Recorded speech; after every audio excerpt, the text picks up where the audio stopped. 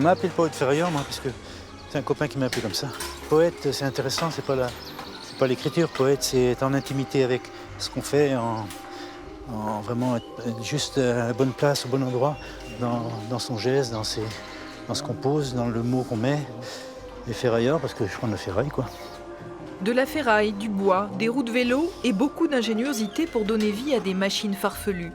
Depuis 25 ans, Robert Coudray crée à partir de ce que les autres jettent. Ça c'est une source miraculeuse. J'ai tous mes objets que des fois c'est les gens qui me ramènent. Je trouve en déchetterie. Et quand je fais une sculpture, c'est souvent les objets qui... J'avance, je cherche le truc qui fait. Alors j'essaye. Faire de la sculpture, c'est un chemin personnel, initiatique, c'est vraiment un chemin de vie, quoi. Et on ne fait jamais les choses par hasard. À la fois, c'est de la récup, c'est un peu nous-mêmes, en fait, tout ça. C'est un peu nos imperfections, nos grincements, tout ça, qui sont là-dedans. Okay.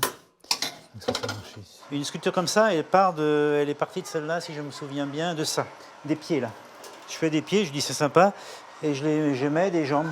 Et puis après, je cherche un objet, je dis tiens, ça va être quoi ça va être... Et je ne sais jamais ce que je vais faire. Là, j'ai pas du tout de notion de ce que je vais faire. Je pose. Le problème, c'est que ça vient toujours des avions. Moi, c'est toujours des espèces d'avions qui se mettent en route. Des avions loufoques, des funambules improbables que chacun est invité à animer en actionnant un interrupteur. Ce monde de fantaisie, Robert Coudray souhaitait le faire découvrir. Mais comment attirer des visiteurs dans ce petit bourg rural du Morbihan ? En construisant une première tour de près de 12 mètres de haut, c'était en 2010. Depuis, il y en a 15 de plus. Je ne le fais pas pour les enfants, en fait. Je le fais pour les adultes qui ont perdu leur cœur d'enfant. Donc c'est vraiment pour éveiller cette âme qu'on a, cette spontanéité qu'on a en nous, cet ébahissement, ce côté vivant l'instant. Parmi tous les métiers que Robert Coudray a appris, de tailleur de pierre à cidriculteur, il y a aussi celui de réalisateur. À l'âge de 20 ans, il était élève d'une école de cinéma à Paris.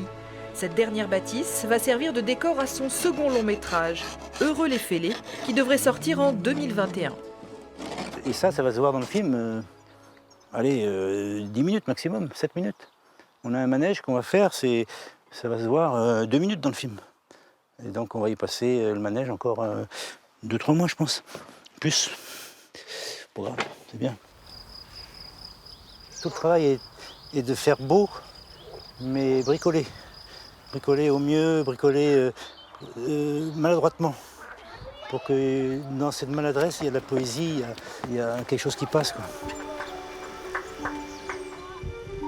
La plus belle récompense pour moi, c'est quand les gens sortent et disent qu'il se passe quelque chose, qu'ils sont transportés,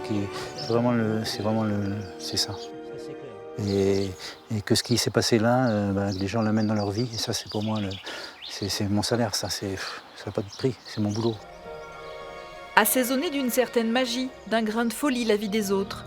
Un boulot loin d'être achevé pour cet artisan rêveur qui imagine déjà dans son village miniature les prochaines constructions, des bâtisses plus zen, à l'image du dôme qui invite à la contemplation.